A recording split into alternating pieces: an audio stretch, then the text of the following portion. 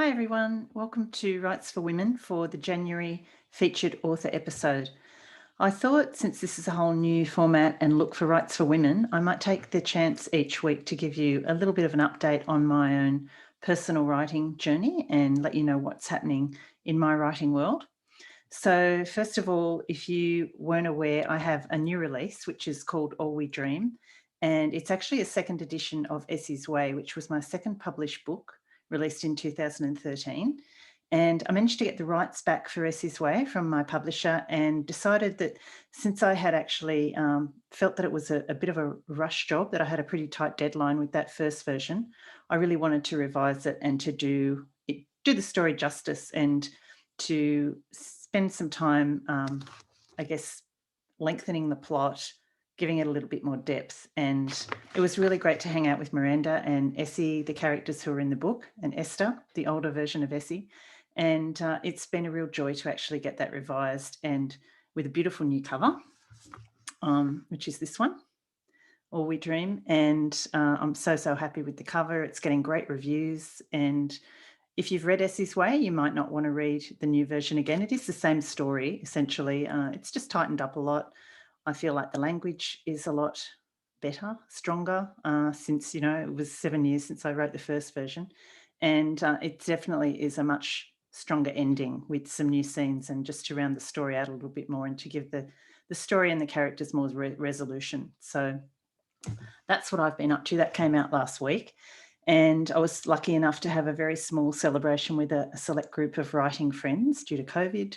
Some of my Inkwell mates came down and we celebrated on the weekend with some champers, and it was great to actually get together with them and to celebrate the release of the book. In other news, I guess I've been spending a lot of time getting things ready for the podcast for Writes for Women now that I'm going solo, with Kel deciding to launch more into her Listen Up podcasting business, which is keeping her really busy. And I'm doing some new things with the podcast this year. So you will be aware that it's going to be weekly. There's going to be a heart, craft and business of writing episode each month. And there's also going to be a featured author new release.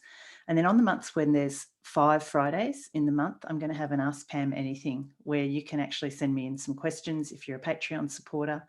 And, anything at all about writing, the writing process, the writing life, publishing industry, which I've managed to learn a fair bit about over the years. So that'll be on the 5th Friday of those months that have 5. I haven't actually worked out what months they are yet. Other things I've been up to, I've been getting up each morning trying to get myself into a routine and a discipline, doing some yoga with Adrienne, which I highly recommend. If you just Google yoga with Adrienne, Adrienne, she has some fantastic free yoga programs on her website and on YouTube. And it's a great way to start the day or to end the day if that's the time of day you prefer to do it. And I've also been trying to get myself really super organised by using my Goal Digger diary, which I haven't actually got with me, but I'll show you that next week. And the other thing that's happening with Writes for Women, as you'll see if you're watching this, is that it's now going to be on the Writes for Women YouTube channel as well each week. For those people who prefer to watch rather than listen, just to give their podcast more accessibility and to give our guests more promotion, I guess, as well, and a bigger audience. So if you are watching, hi, the space behind me you'll see over the next few weeks become more visually friendly. And I actually record out in the granny flat at my house. So I'm in the spare room and I need to ramp up the decoration behind me, but that'll all be happening. I have a huge lineup of guests. I've actually been amazed and just blown away by the people who have said that they're going to come on the podcast this year. And I actually have more guests than what I have time to record. And, I am doing the editing, the recording, the releasing and the promoting this year myself, which is why I'm actually also revamping the Patreon supporters program. And that's just to, I guess, have people say that they've got a little bit of faith in the podcast, that they love listening, and it also pays for a little bit of my time in producing and releasing and planning and all that sort of thing. As much as I love doing it, it is really time consuming, and I'm hoping that some of the listeners out there will show their support by joining in on that program, which you can find at www.patreon.com/Writes4Women, or check it out on the Writes for Women website. So that's about it for me for this week for my personal update. I'm super excited to welcome our first guest on the Featured Author New Release podcast for the month, which is going to be on the last Friday of each month, or the fourth Friday, I should say, of each month. And the guest this week is Penelope Janu. So excuse me while I refer to my notes for the intro for Pen. Penelope Janu is a Sydney-based Australian author. She worked as a lawyer and a legal academic for most of her career, but as her six children, started growing up, she decided to turn her hand to writing the kinds of stories she'd always thought up but never written down. These were the stories that Pen loved to read. Stories with little to do with corporations or conveyancing contracts, and more to do with strong women, admirable men, and happily ever afters. Not to mention a plot that keeps readers up late. Pen's first novel, In at the Deep End, was published by Harlequin in January 2017, followed by On the Right Track, published by HarperCollins in June 2018. On the same page joined the other two books on the shelves not long after, followed by a novella, The 6 Rules of Christmas, published as part of the HarperCollins anthology, My Country Christmas. Up on Horseshoe Hill followed, and her latest novel, Starting from Scratch, was published on the 6th of January 2021. Pen is an active member of the Romance Writers of Australia group organisation, which is where we actually met at a conference a few years ago.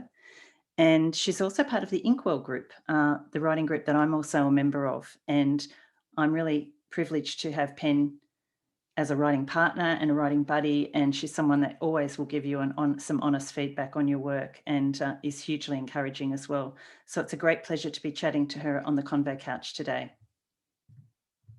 Pen, welcome to the Writes4Women Convo Couch. Thank you, Pam. Thanks for having me on. It's going to be fun, especially when we get to the curly questions. Starting from Scratch is number 5 for you, novel number 5.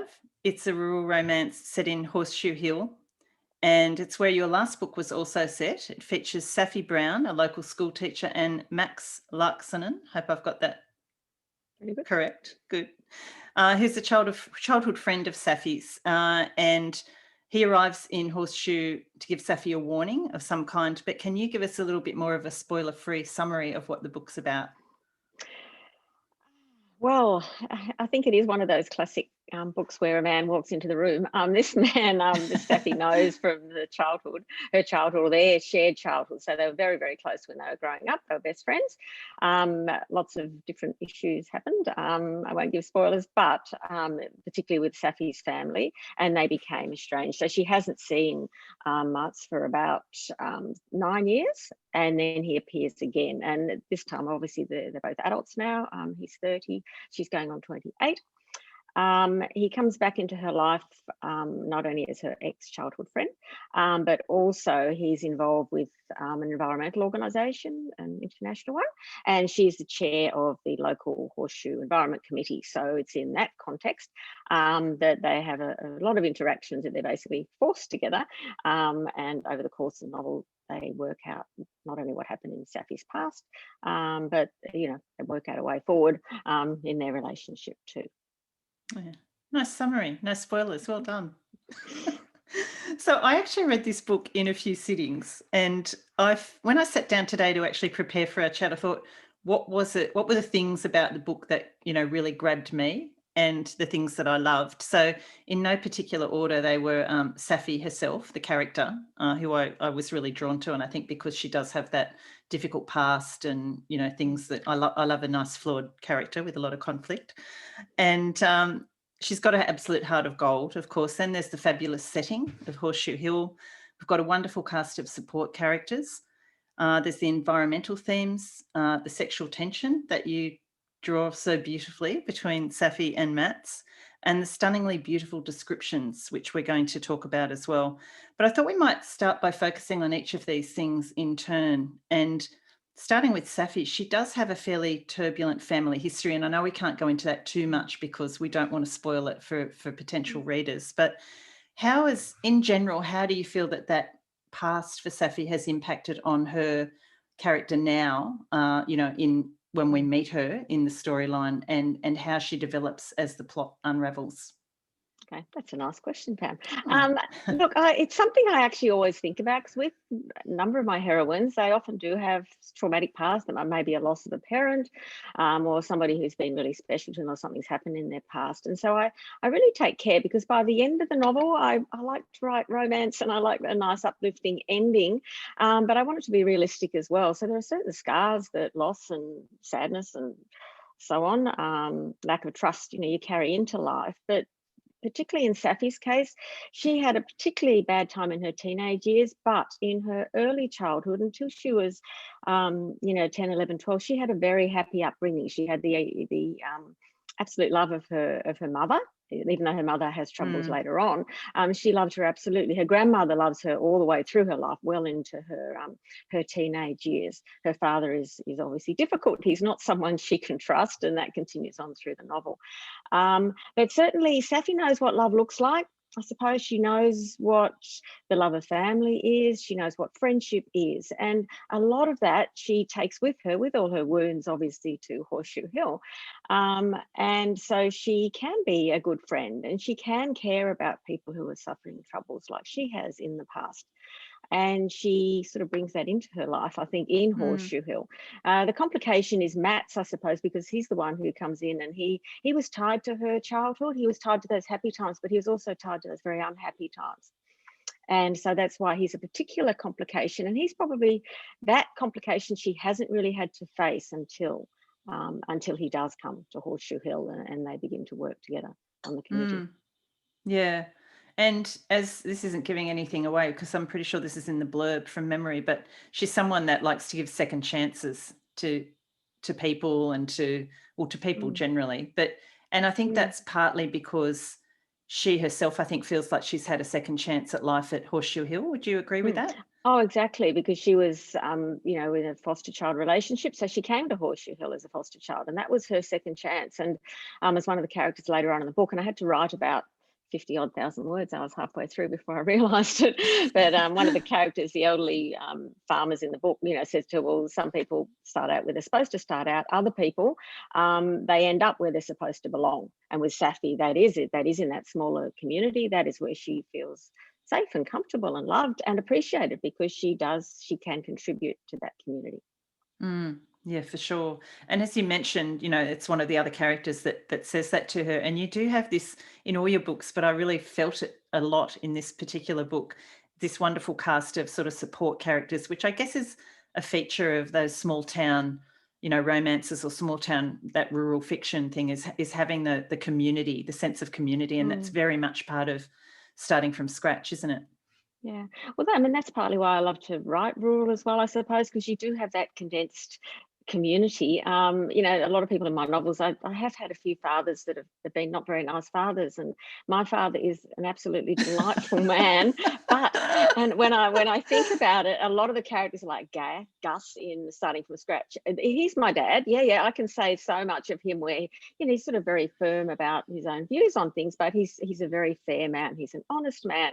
He's a real man of principle, and he's a gentleman. And so those sorts of things you can really condense into the characters that we do find everywhere. But you can have one, particular one, I suppose, in rural, who will become particularly important, I suppose, often in the characters' lives, because it's a smaller town. So you're more likely to find those characters, thankfully, who can make such a difference to my characters' lives, and also obviously to our lives when we find people like that in our Yeah. personal lives. It did feel for me in this book, although it might be just my failing memory of not having read the last one for some Mm-hmm. time. It felt like there was almost this sense of like an ensemble cast in this book. That we got to know, I think, some of those support characters a little bit more than we have previously. Were you conscious of that when you were writing the story? Well, yes, in some ways it was good, because a couple of the characters had been very, very minor characters in the preceding book. So the books are absolutely standalone. The previous book, though, involved a farrier, Mike. And there was quite a lot in Up on Horseshoe Hill was the previous book. And so we learned a lot about Mike in that book. He was only quite a minor character in this book, but he was Gus's friend. And and straight away, you know, that gave me a good feeling of Gus as well. And Gus had appeared as more of a minor character in the previous book. Sapphie's foster parents in the previous book, they'd just been mentioned. They were people you bumped into in the pub. In this book, it was wonderful actually to be able to write those characters, because I hadn't really written them properly. Well, I hadn't written them fully, and certainly Ma Hargraves, Sapphie's foster mother, really, she really came alive as a character for me, and it was really wonderful, you know, to explore that relationship and where she comes from in what she's done throughout her life. She didn't have her own biological children, but she certainly had a lot of children who love and support her, and who she cares for deeply in her life. And I meant to ask you this when we were talking about Sapphie. You do write in first person, and that's part of your trademark, you know, in your writing style. Do you find that when you start a new book, because this was book number 5, am I right with that number? Yep. And, you know, all your protagonists are women, similar, probably around the same age. Do you find it hard to sort of get straight into the voice of that character? Like, how do you work your way into the voice of your current protagonist? Yeah, it's not easy because I spend a lot of time in their heads, because I do that whole book, and even after starting from scratch. I mean, I've submitted another book at the end of last year, which will be my hopefully my 2022 book. So that's a voice, and now I'm starting the next one. It does take a while, but what I normally find, certainly with Sapphie, and it was that her connection to the environment, obviously, but also the connection to flowers. She makes crepe paper flowers, and they're beautiful creations, and she learnt that skill from her grandmother. So actually with starting from scratch, it wasn't too difficult, because that very first scene, I wanted her to be making flowers, which is a bit passive, because usually my books start with a little bit of action, so there's action follows, but she's there and she's making flowers, and as soon as she was doing that and she was looking at the flowers and so on, then that was the voice, that was her, and that was a kind of more a calm and a more, maybe a reflective voice, because she was in what she does, and also, you know, she thinks about her grandmother, who was very important to her. So yeah, but with each book, but as soon as I find some sort of theme or motif or whatever that I think, okay, that's what they think of, that's how they think, and actually from there, I take a long time over the first chapter. Once that one's done, I certainly have the voice. You know, I might have problems with plot and other things, but voice is there. Yeah, and of course for Sapphie, like you say, the whole paper flower thing and the colours are really important, and we're going to see that. You're going to read a little excerpt for us in a little while, so that'll be a real treat. But just talking about the setting, Horseshoe Hill is not a real place, but I'm thinking based on perhaps one or more, like a conglomeration of rural locations. Where did you get the original idea for Horseshoe Hill?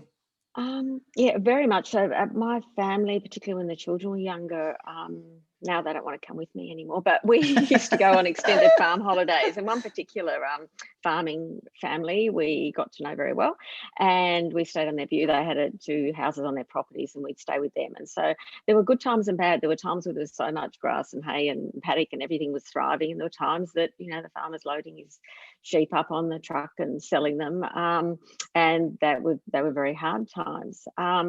And that region, kind of central west of New South Wales, Upper Hunter Valley, small towns, Yeovil, Dungog, out there. And with those towns, I mean, there's often a primary school, not a high school. There'll be certain, you know, there'll be maybe the physio, or maybe there'll be the, as a small hospital, you know, but only really a clinic, and maybe a doctor will come in 2 or 3 times a week. So certainly there's a town community as well, because there are often a number of shops, but then there are outlying farms. But on those properties too, I guess you have the farmer population that have lived there for generations, some of them, and their children will probably move on and become farmers. But others, of course, go to the city and go to university or pursue a trade, and they do all sorts of other things. So I don't see those communities as so different from what we often have in the cities, but they are condensed. So it's wonderful to be able to find those characters, and they rely on each other as well. Yeah. Do you think that's part of the appeal for rural romance? I guess obviously with the romance there's the happily ever after, so that's a huge appeal for readers. But I think that rural small town feel for people that are in the country who can probably relate to it, but also for people in the city. There's always this yearning, I think, for that sort of sense of smaller community or belonging. Do you think that's Yeah. part of the appeal of rural romance in Australia?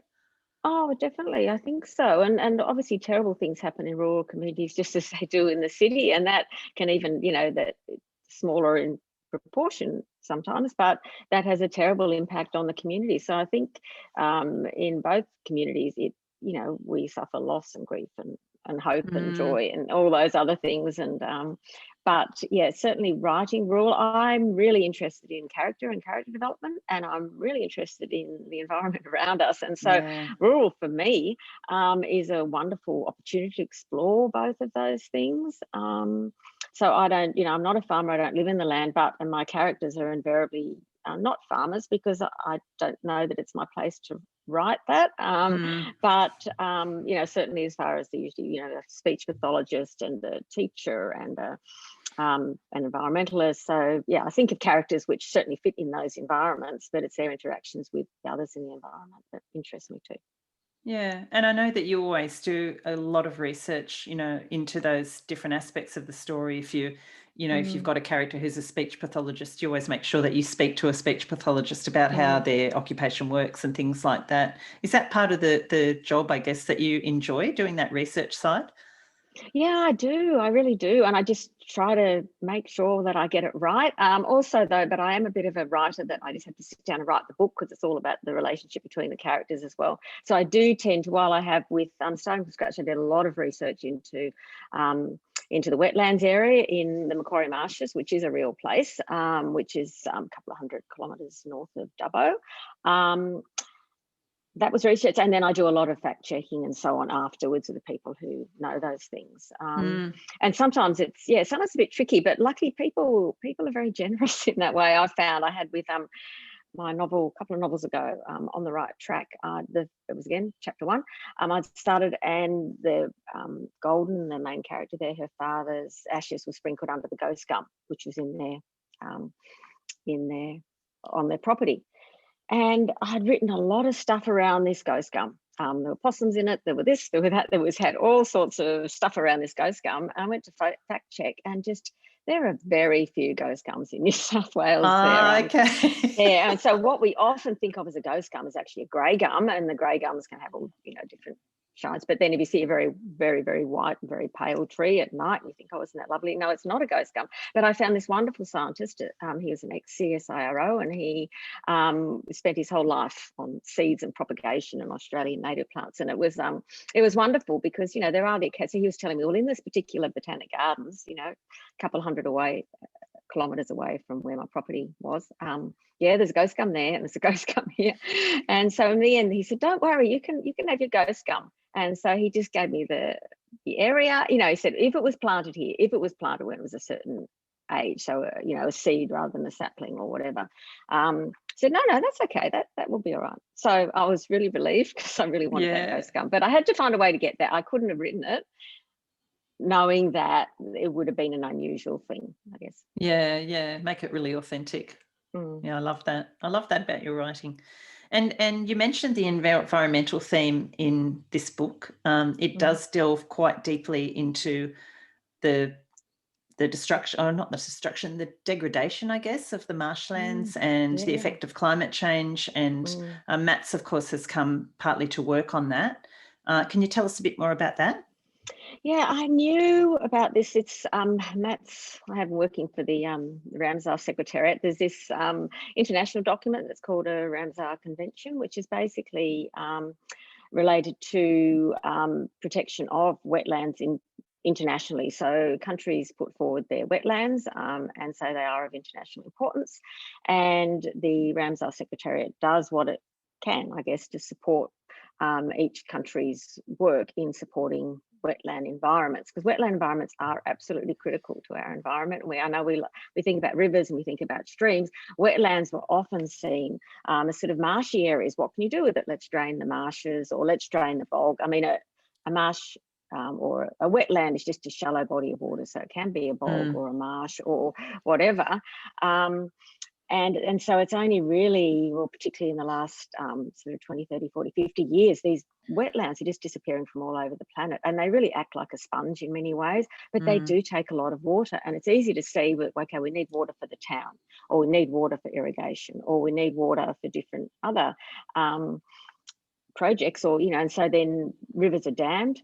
That holds a lot of the water, and yes, environmental water, as it's now called, will be released, and that might end up in a wetland environment. But in the case of a drought, like last year, for example, in New South Wales, no, year before last now in New South Wales, in 2019, it was a terrible drought, and so all the water in the dams was basically being taken to the towns, and some was going to the farmers. There's no way, nothing got through to the wetlands, and so the wetlands shrink, and they did shrink in that terrible period, because they just dry out, and that's not what's supposed to happen. And there's such an important habitat for native birds and habitat and biodiversity and everything else, but they need a lot of water, and that water has to come from somewhere. And now so much water's been dammed, it doesn't just sit in the ground like it used to. A great deal of water, when it rains, it's okay, but rainwater isn't enough. You really need that long-term water from the rivers.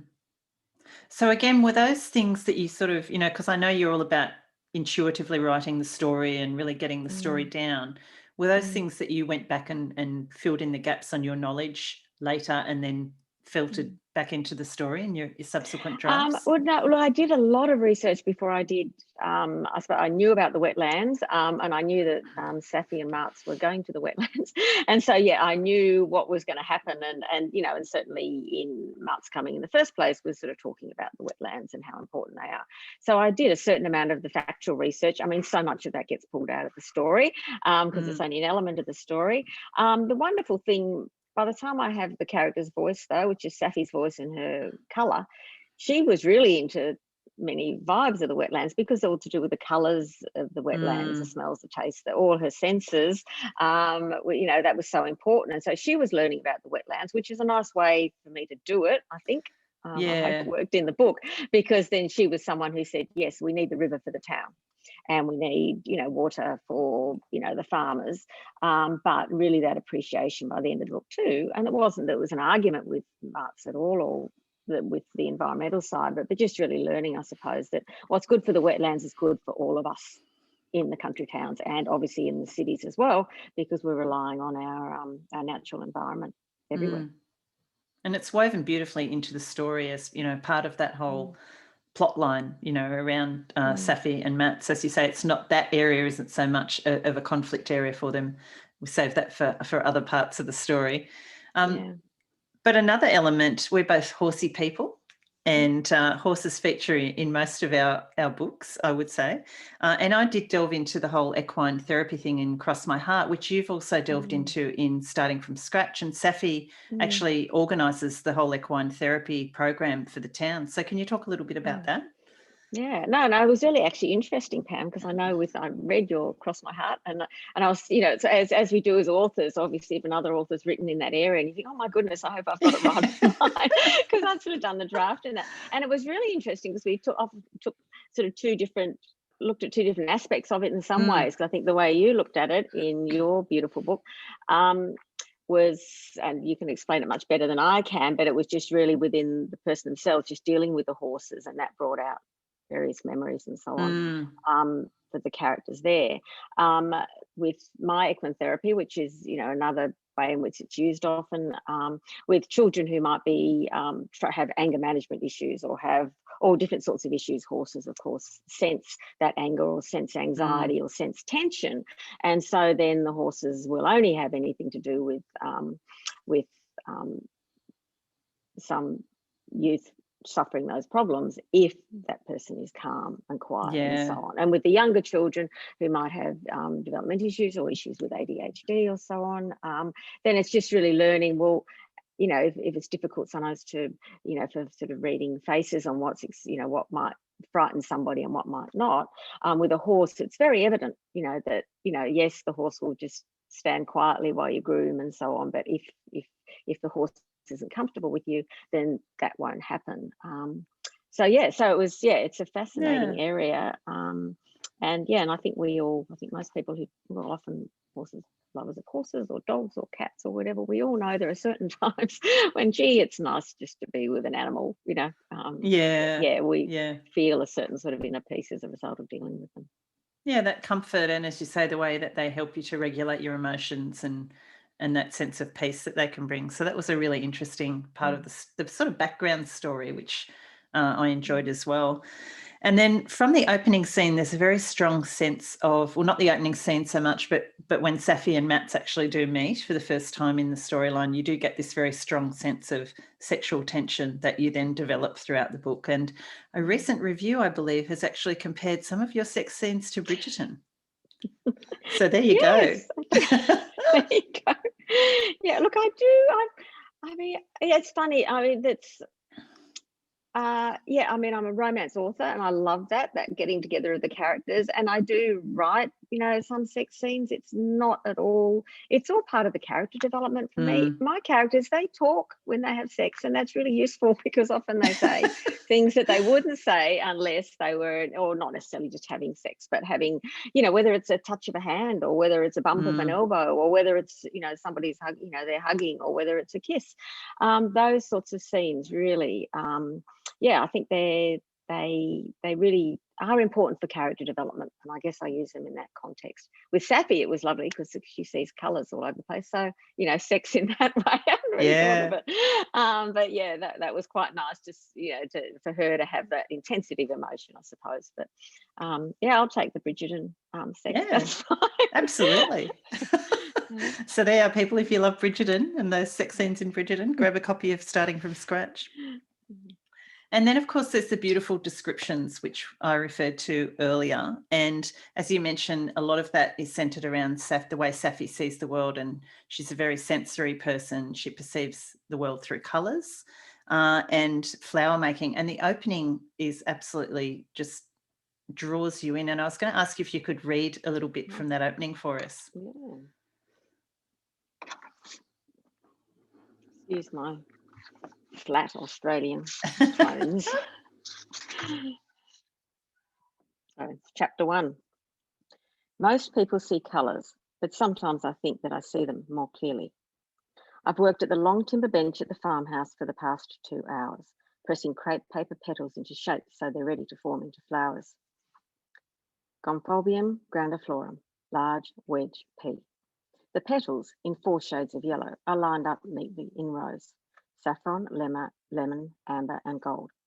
When a gust of wind rattles the window and sneaks through a gap in the frame, scores of petals fly into the air and fall to my feet like sunbeams. As I collect the petals and put them into a shoebox, I imagine Gran at her old kitchen table, the surface obscured by reams of crepe paper. "Don't be so particular, Sapphie," she'd say, as I fussed over shade and sequence. "It's the imperfections that make the flowers perfect." I pack away supplies: glues and tapes, forestry wire and scissors, the yellow-coloured crepe I've cut into strips, and the moss green pieces I'll shape for the foliage. A screech shoots through the silence. Possums in the red gum. I wish they'd eat there every night and leave the orange trees alone. Another gust of wind, stronger than the last, rattles the window again. The latch is fastened, but the timber is weathered and the screws are loose. It's really beautiful, Pen. It's just gorgeous. Yeah. So what I wanted to ask you about, I guess, the language and the description and just the flow of writing in this book and in all your writing is, you know, a lot of writers talk about this idea that the words flow through them, you know, and it's almost like a method kind of writing, that they're channeling the character and channeling the way the character sees the world. Is it like that for you when you're writing, you know, in first person from that character's viewpoint?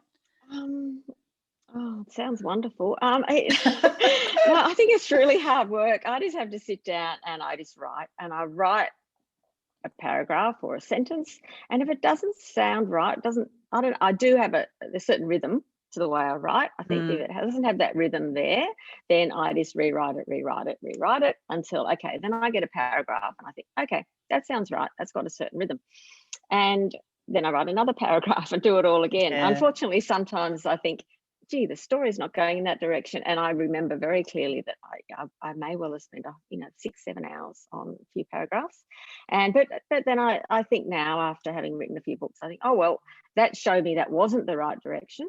And so then I will start the paragraph again or start the scene again to get it into the right direction. And so then that second time around, I know where it's going, and I find it a lot easier to write in that way. But yeah, I do, my process is, I really do literally start at chapter 1, get the voice right, and then it all kind of flows from there. Yeah. And for Sapphie, because she does have this thing about the colours, it must have been actually wonderful to write that way, you know, to actually think, okay, well, what are the colours that she'd be seeing and how would they make her feel? Was that part of the joy for you in writing this book? Yeah, it really was, very much so. And it was, it was pretty exciting. And I could have, I had the wetlands and everything else going on in this book, but I could have brought other things into it because it's a really interesting, it's a really interesting concept. I was, in my last book, I have a character who's a side character, and she's gorgeous, and I would have liked to, she was hearing impaired, but that's not my book to write. But yeah, I did a lot of research into, people who have hearing after not having hearing and so on. And yeah, that was really, the senses are fascinating things, aren't they? How we all see and perceive colour. And with some of it was interesting with writing Sapphie's story, because of course, a lot of things she might see or notice are things that I actually had seen or noticed. We probably all do, but when we really look for it in a way to describe it, how would she see, the bulrushes moving, in the wetlands?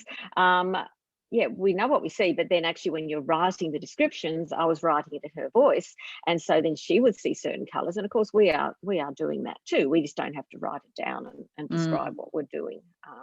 But yeah. I guess your observation just becomes sharper than when you're actually getting that onto the page. That's right. Yeah. Or you're just dripping blood from your fingers as you're writing it onto the page, trying to get it right. Well, this would normally be the point where the featured author chat would end, but I do have some additional questions to tackle. And one of the things I'm doing on the podcast this year is having an extended edition for Patreon community supporters. And I'm going to have 4 curly questions that I ask a selected author from the guest lineup each month. And you're the victim this month. But this extended edition is actually going to go out to everybody, just so people can get a taste of what those extended editions will be like if they'd like to actually then check out the Patreon thing. So I'm going to start with a not really curly question for you, Pen, and you've already given us some insight into that. But the first one was to actually give us a little bit more insight into your writing process. So, you've talked about the fact you are a fairly intuitive writer. You do a little bit of research beforehand, but then, layer some of that information back through subsequent drafts. But can you tell us a little bit more about how you go from that draft version, I guess, to, through the revision process to actually getting to the point where you're happy with that final, as happy as possible with the final version? Yeah, well, I do. I mean, each of my books really now, and I think the last couple, they sort of take 11 months from starting to ending. And that's really the first draft. We'll say 10 to 11 months for the first draft. Now, I think some people write much more quickly. They might spend a few weeks plotting and then they write. And apparently that makes it a faster process. My process, I know, is slow. And I suppose I'm not saying it's an easy process in any way, but I think all writing is quite difficult, but it works for me. So it does take me a very long time to get that first draft down. Part of the problem is, though, that I don't actually know what's happening. I know the characters will end up together at the end, but that has to be happening in a meaningful way. So I don't really know from, the first 10 words, 100,000 words later to the last 10 words, what the plot is actually going to be. So I'm working that plot out in that slow paragraph way, paragraph by paragraph, as I go through. So I get to the end of that draft. So it looks very clean and tidy because I spent a lot of time on the rhythm of those paragraphs. But sometimes I do encounter problems, and I must say in my last 2 books, my lovely publisher, Jo Mackay from Harlequin and HarperCollins, has read it and has given me wonderful feedback in the sense of, he's such a lovely man. Why is she pushing him away? We've got to know more of why that's happening, because, and that means backstory. I have to put more backstory into my story and into the front of my story. So obviously that's with a newer writer, often that's a problem. There's too much backstory there, Yeah. put in the beginning so you don't actually get the voice of the character. With me, it starts with the voice of the character, but I'm sort of working out the plot as I go. So I know something bad has happened, but it's only that's really dripped out very much all the way through the book. And sometimes I have to bring some of it back in, because otherwise, it's a very valid point. He's a lovely guy. I mean, he might be arrogant and extremely handsome and so on, but he's a nice guy. Why is she pushing him away? And of course, there have to be reasons for that. So sometimes the reader has to find out a lot more about why she would push him away, what's actually happened in her past, for her to behave in the way that she's actually behaving. Yeah. So that's so that is an issue with the process, but sometimes I really need fresh eyes, I suppose, to really show me what's going wrong with that. And for me, I do tend to kind of hold my work close. Once I've started and got the voice, for me, I have to keep going with it. I don't want necessarily that feedback to say that it's not. I need to finish it. Once I finish it, the last 50% is actually flows pretty well, because I sort of know what's happening with it all. But sometimes I do need to do quite a lot of work at the front end, but I probably need, and I'm lucky with my publisher that she likes my voice. My voice is quite different from rural, because I do write first person, which some people don't like. Readers often don't notice it at all. They just think, oh, they're there in the action. Some think it's a different style but don't know why it is. But it kind of works for me, and I think because I have a lot of setting and everything else in there, it kind of becomes a bit close third in some ways too. But so that's my process. And then of course, once I just have to rewrite, big change. But by that stage, I've done so much work on it. I sort of had voice is pretty straightforward, and I know with Sapphie, it's looking at colours. With my other characters there, it's a water vibe, or it's whatever else it might be.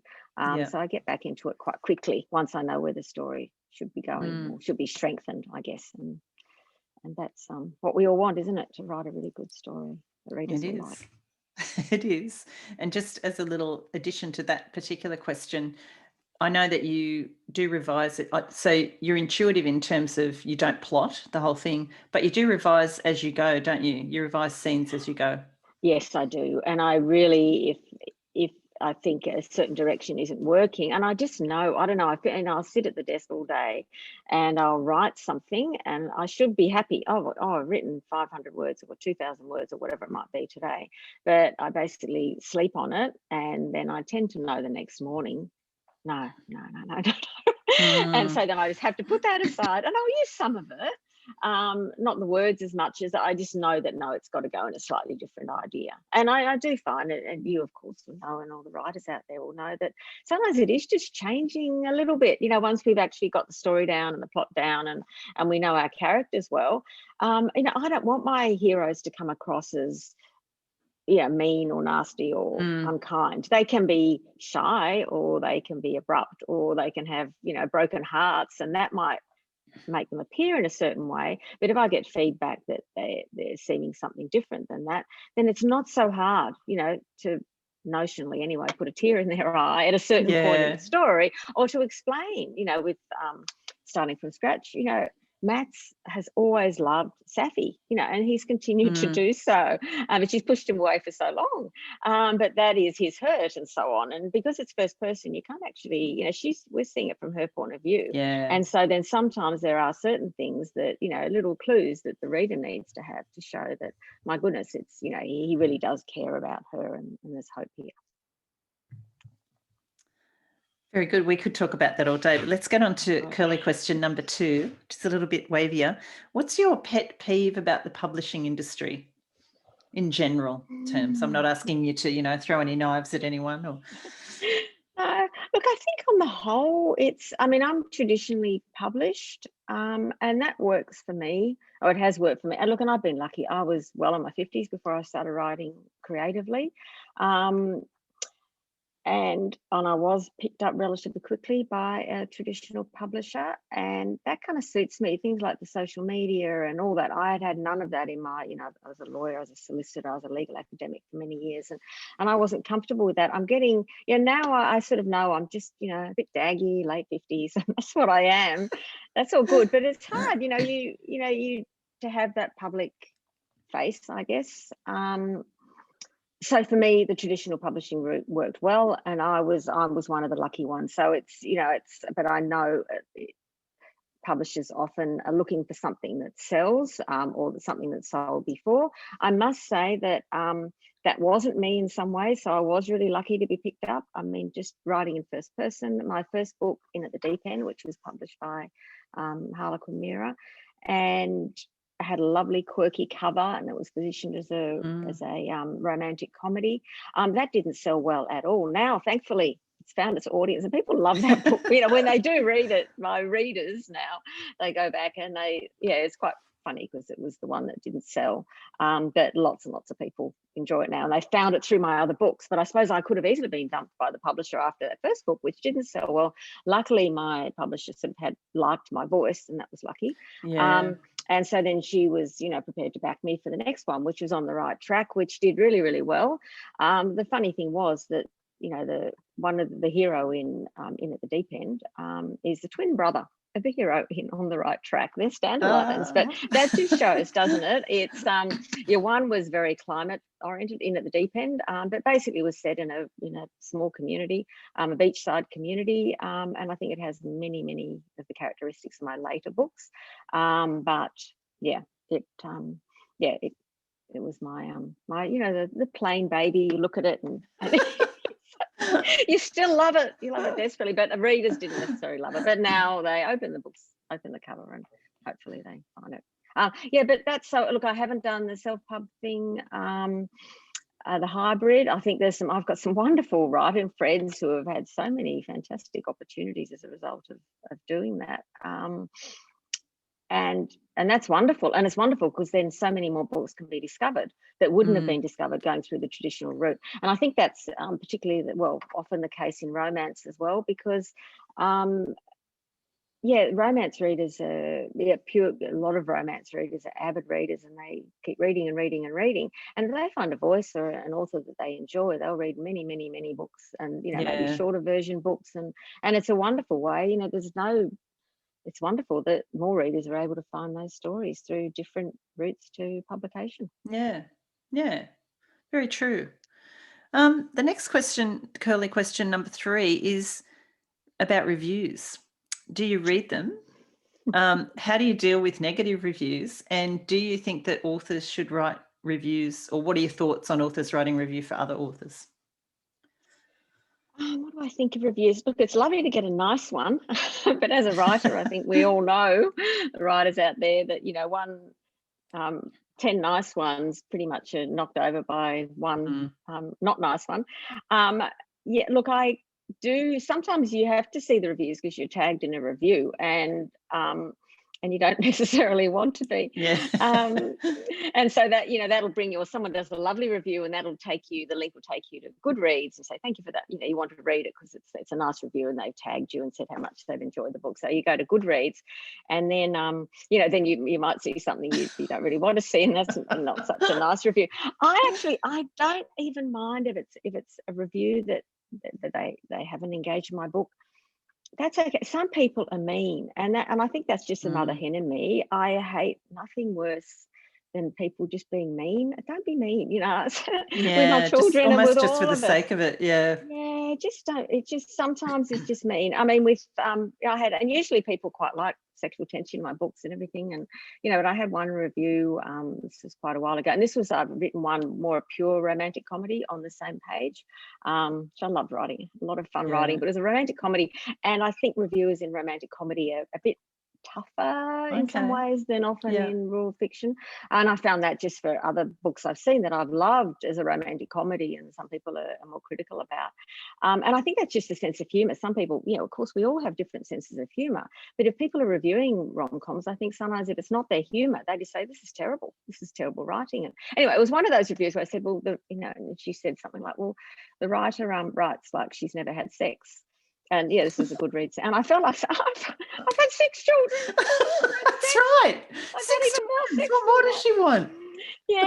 So, but of course you don't say anything, you just sit back, and that's fine. And I think all readers are different. They absolutely have a right to say what they want to say in the book reading community. And on the whole, if somebody really enjoys the book, then they recommend it, and that's a wonderful thing. But I think you do, as a writer, find your readers, because then the readers, my readers, if they like romance as an essential part of the story, and they tend to like my books, and they're my readers, and they're people kind of like me, because I like to read romance too. I like happy, uplifting endings, so it makes sense that we like the same books, and they're the people I write for, because that's what I want to write. Yeah. And do you write reviews yourself, Pen? No, I don't. Early on, because really my publishing contract came out of nowhere. I had no Facebook, I had no website, I had no Instagram, no, nothing. Nothing. And then there was good reason all that happened. And then there are a couple of, people then that, say, okay, well, you review my book and then I review your book and all this sort of stuff. And I was just kind of uncomfortable in that. So I don't do reviews. What I do try to do for books that I've enjoyed, and then I will, obviously post it, and a very, very honest, picture of me reading the book or whatever it might be, and say, I love this book, so I support, I try to support in that particular way. And look, I'm very lucky. I'm a member of Romance Writers of Australia, which is a fantastic and supportive writing community. And I think in that community as well, and sometimes it's stuff behind the scenes, you don't necessarily see it, but I've read people's manuscripts, I've done this and I've done that, and I really try to be as supportive as I possibly can of aspiring and other writers, to encourage them, to keep writing and so on. So we all do what we're kind of comfortable with, I suppose. And so hopefully I do give, I'm supportive of my fellow writer, and certainly if I do read a book and love a book, then I'm very, very happy to say so publicly. Yeah, of course. And the last curly question is, how do you deal with self-doubt and the inner critic?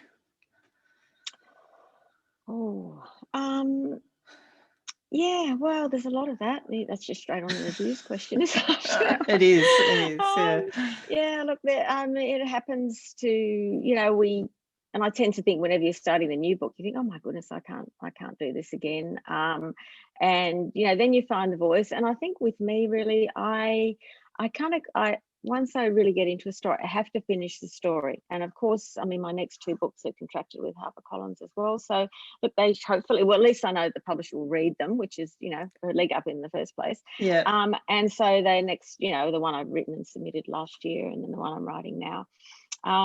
Hopefully they'll be published, but there's no guarantee of that. There's the publisher has to like it. They have to know that it'll sell. Obviously, then if you hang on to it yourself, and if you wanted to self-publish it, then you've got to back yourself, I think. And I think you have to back yourself like that, whether you're traditionally or not published. Going back to what I said earlier, I think having faith that if certain readers will like what you write, they've liked what you've written before. And we've been talking about our character voices, but I think our own voice is something unique as well. And I think all writers have their own voice.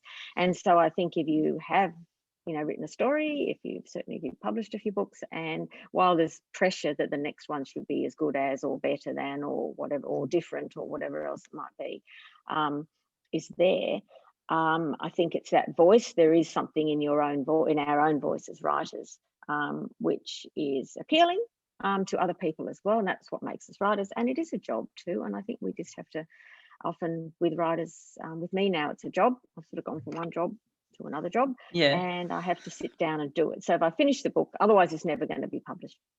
It's in one way or another. So I think finish the book, take joy in the writing, and by the time I finish it, actually, usually then I think, oh, I'm really happy because those characters, that I've resolved it. I know what the plot is now. I've got a lovely setting, and so I'm actually kind of got a bit of pride in it. I put it aside for a while, but then when I go and look at it again in edits, I think, yeah, that's really nice. That's really, I'm really happy that story's been written, and that's my story, and I've written it. And I hope readers will share it with me. But that's something that I've done that I'm proud of. Yeah, I love that. And you do write beautiful stories.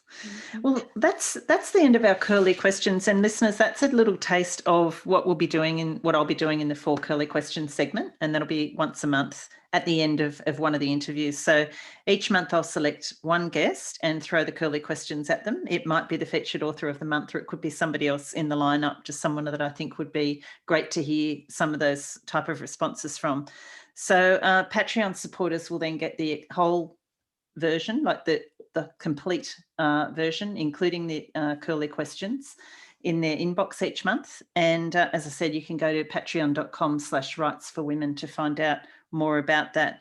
But Pen, thank you so much for being my first guest this year on the featured author new release segment. And can you tell us, first of all, where people can find Starting from Scratch and where they can find you online? I will do that. But before I do that, Pam, you might have much more interesting interviewees than me on some of those curly questions. I'm just encouraging everybody to do the Patreon thing because yeah, I'm sure there'll be gold out there that even if you don't find it today.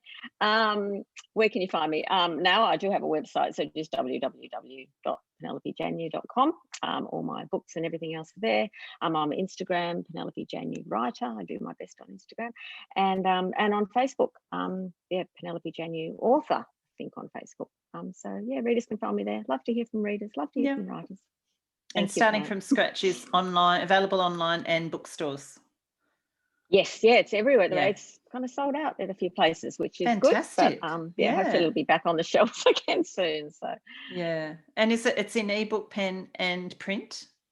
It is ebook and it's in print. Yeah, so it's the large C format. Is that right? Yeah. So obviously smaller bookstores, they don't all stock all books, of course. They don't have the capacity, but you can always order in from your local bookstore. But it's also in Big W and Kmart and Target and Dymocks and a lot of other retailers as well. Brilliant. Well, congratulations on another fabulous book. And I know that you're working on the next one, so that's exciting. And readers are in for a treat with Starting from Scratch. So well done, Pen. Thank you, Pam. Bye. Bye-bye.